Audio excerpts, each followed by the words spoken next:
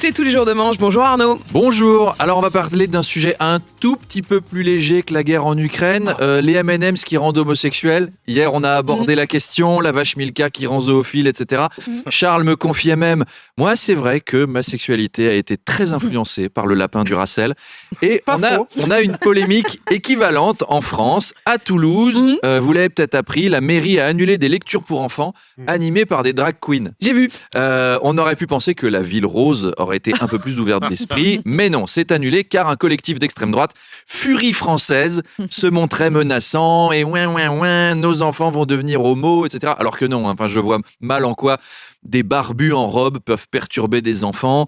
Moi, mes maîtresses d'école avaient toutes de la moustache. Je pense que pour Manu, c'était pareil. C'était des vieilles demoiselles avec des jupes écossaises et des cols Claudine. Et elles avaient tout un gros grain de beauté sur le menton avec 3 vieux poils noirs énormes dedans. Elles ont failli me rendre homosexuel. Beaucoup plus que des drag queens qui m'auraient beaucoup moins traumatisé.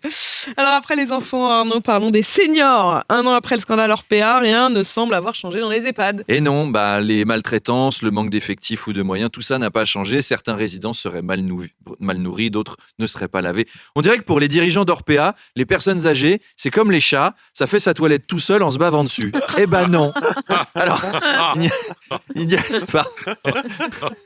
C'est moche.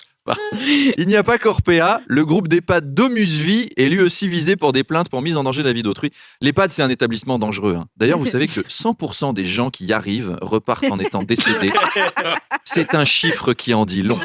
Et puis, passer 92 ans, de toute façon, ta vie est tout le temps mise en danger. Se lever de son lit, tu te mets en danger. Manger un choc à pic, tu te mets en danger. Un gros coup de vent, c'est un gros danger. Les ennuis peuvent arriver très vite dans les EHPAD français. On débranche la mauvaise prise pour charger son téléphone et... ça va très très vite. Alors tout humour noir mis à part, le principal problème est évidemment le recrutement ou trouver des futurs aidants pour nos seniors.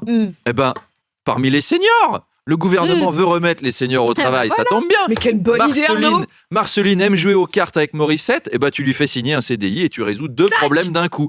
C'est plus 2 vieilles qui s'ennuient ensemble, il y en a une qui est la soignante de l'autre. On les divise en 2 groupes. D'un côté, ceux qui vont se faire des sous, de l'autre, ceux qui vont se faire dessus. Oui, je sais, je l'ai remise, mais je sais que Manu l'aime bien, cette vanne. Je l'ai faite pour vous, Manu. Alors Arnaud, restons dans le thème des seniors, puisqu'on va parler des retraites. Le ministre Franck Riester a admis que la réforme allait pénaliser les femmes. Nicolas Poincaré nous confirmait hier que c'était vrai. Oui, et du coup, Emmanuel Macron est furieux. Il a convoqué Franck Riester en disant « Mais qu'est-ce qui te prend de dire la vérité, espèce d'abruti ? Jamais en politique, jamais !»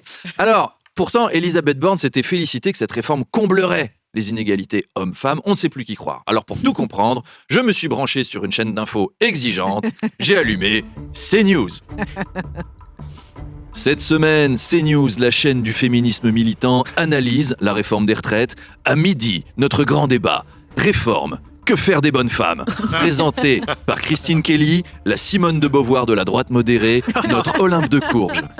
Et oui, ce matin, CNews vous propose un plateau spécial droit des femmes avec Philippe de Villiers, Philippe Bilger, Jean-Claude Dacier, Pascal Praud, Éric Zemmour, Philippe Bigot et Jacques Vendroux, une belle assemblée féministe. Alors messieurs, déjà, est-ce que vous êtes conscient des inégalités hommes-femmes? Philippe de Villiers, évidemment. Je suis conscient que hommes et femmes sont inégaux. Les femmes ont moins le sens de l'orientation, elles ne savent pas faire de créneaux, elles font des crises d'hystérie et dépensent tout notre argent. Dieu a puni les femelles après que Ève ait commis le péché originel en leur donnant moins de qualité. Sandrine Rousseau a beau pleurnicher, c'est comme ça. Oui, alors, je parlais d'inégalité dans le travail. Vous savez qu'à la retraite, les femmes gagnent moins que les hommes, mais c'est parce qu'elles sont des emplois déjà moins bien payés à la base. Éric Zemmour, oui, effectivement, ce n'est pas aux bonnes femmes de faire les emplois mal payés.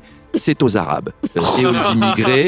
C'est pour ça qu'ils sont là. Et dans ce pays, on traite les femmes comme des migrants et ce n'est pas normal. Vous voyez, quand je vois cette réforme, je suis pour qu'on accueille plus d'étrangers. C'est une très bonne méthode pour financer les retraites.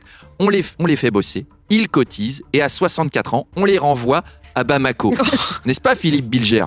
Oui, ou au TFAD. Alors, c'est pas la peine de me cracher dessus, mais en tout cas, ces raisonnements sont tellement humanistes. Merci, Eric.